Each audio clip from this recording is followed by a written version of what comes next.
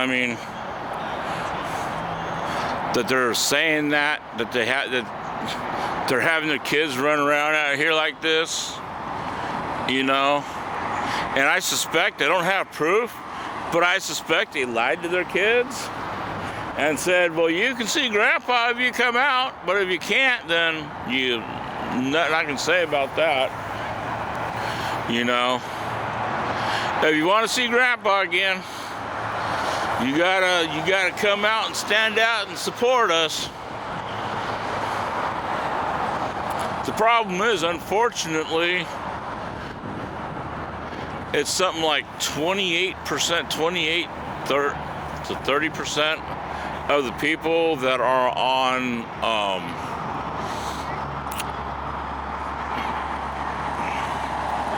that are in his shape survive. It's a real low amount of people. You know, only like 28 to 38% of the people on ventilators survive, and that's ventilators for everything, not just COVID.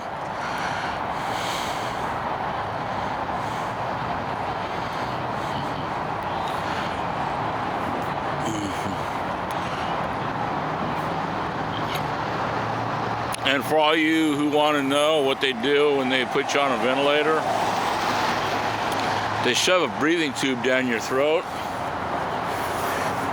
and hook you up to this machine. And this machine sends air into your lungs. So it basically breathes for you. They also put a catheter thing in your neck.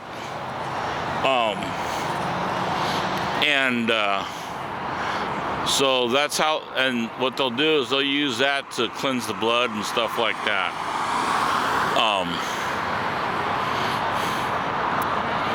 Yeah, it's a really sad situation. Really sad because, like I said, you know, the kids shouldn't even be part of this. But, you know, activists on both sides like to throw their kids on the front lines, you know. Nothing about being brave about having kids out there, you know.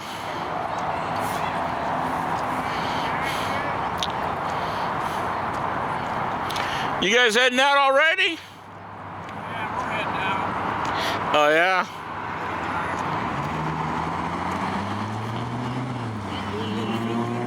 Yep. Yeah? Yep. It's a good cause, though. I don't know. I disagree with what they said. Really? I'm a conservative and I disagree, yeah. Do you really? Yeah. You have no idea what it's like to be in prison in a segregation unit. If you talk to the patriots that were in Washington, D.C., they're not getting medical care.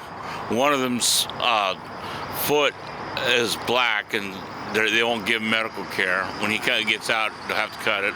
One dude has his fingers sideways like this, and they won't do anything. They don't allow any kind of phone calls. They don't, and when they read your mail, if there's any words they don't like. Well, they don't want to let anybody in to see this guy up here, and he's not doing too good, you know. Well, I don't know. no, what they say was that they allow Zoom visits. Well, Zoom visits. Yeah. That's what she was saying, yeah. Yeah, and the thing is, you know, prisoners don't get Zoom visits. And prisoners don't get medical care like what they're getting here. Yeah. And see, I had COVID. I spent 3 weeks in ICU. I almost died.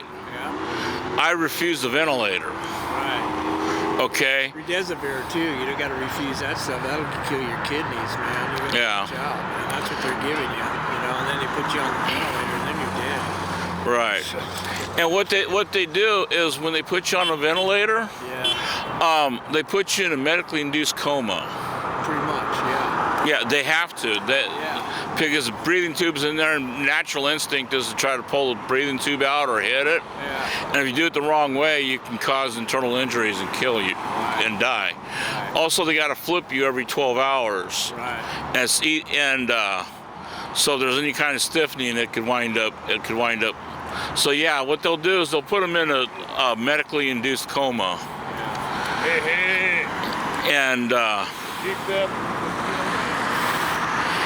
so that's what they'll do. It's not like a prison. There, the Department of Justice sat there and said that these SHU units, the security units and stuff like that, in prisons and jails and stuff, are unconstitutional. They're unconstitutional because they lock one person in the cell and they're stuck in the cell 24 hours a day, 7 days a week, sometimes for the rest of their life. Yeah, He's good. just amazing what's going on in this country. Yeah, he's going to be up there. More than likely, if he gets on a ventilator, only like 25% of the people survive. He's going to need new lungs. Yeah. And if he doesn't get new lungs soon, he'll die. Right. Yeah. So that's what. And the fact of it is, she's going to send. I don't know if she's been vaccinated or not, but she's going to go up visit her dad in a COVID ward, right? And if she gets COVID, she's going to give it to her kids. Yeah.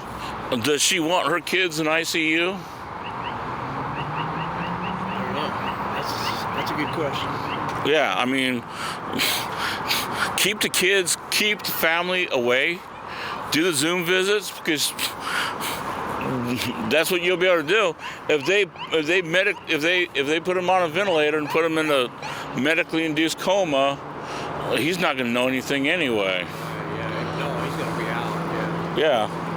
Okay, I'm grabbing the other signs. All right. Okay. So yeah, I mean it's sad. I mean, but I think the hospital's trying to protect her and her kids. Yeah. And she's like, well, I don't want this protection. I want to see my dad. I don't care me or my kids get COVID. And that's why I don't support it. I've seen people, when I was up in Emmanuel's ICU, I seen people go in that had their vaccines get carried out in body bags. Right. Vaccines don't help you from getting COVID, man. No, it doesn't. So that tells you everything you need to know. You need a vaccine, man. Right. It's But see, that's what I'm saying, is I've even seen vaccinated people leave in a body bag. right. Okay, so if vaccinated people are leaving in a body bag, why do you want to expose yourself and your kids to that? Right. They're not vaccinated. Because if you're not vaccinated, you can get it. If you're around Yeah. the right people, you know what I mean? Right. You will get it too. There's been people that's got it that's been unvaccinated. Yeah. So for me to support such a thing is like ridiculous. No, you shouldn't endanger your kids' lives because you want to go see your dad. You guys can do Zoom visits. You can do Zoom visits, right? You really don't want to go up and see him when he's on a ventilator. I mean, it looks bad. It's hideous, stuff like that. Yeah, I know. It's a tube down your throat. I know that. Yeah. Good. Don't look And- for it. I had a tube down my throat 5 years ago. Yeah. I had heart problems. Right. And it just, when I was in ICU, I didn't want visitors. Because nurses were telling me, you're going to die. You're going to die. And I'm like, no, I'm not going to die. I go, I'm going to get out. And when I get out, I'm going to start walking miles. I'm going to survive this. And I'm back up to 10 miles and walking. So what did they give you to get over it? They gave me a bunch of, Call for pizza. We'll be right back. what is that? Ivermectin? Not ivermectin. They gave me steroids. Save you a piece. Steroids, Yeah, they gave me a bunch of steroids yeah. to help and protect my lungs, what lungs I had. Yeah. One lung was gone, Yeah. and the other lung Yeah.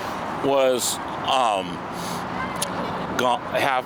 The other lung, half of it was gone. Yeah. So they're saying, yeah, you're not going to make it. And you know something? With the Lord's blessing, I made it. Made it. That's good. And you know something? I went to the doctor about 2 weeks ago, and they did a bunch of tests, and they said there's no damage to my lungs now. That's good. Yep. I'm happy for you. And you know who cured my lungs? God. Jesus Christ. Listen, God bless you. All right.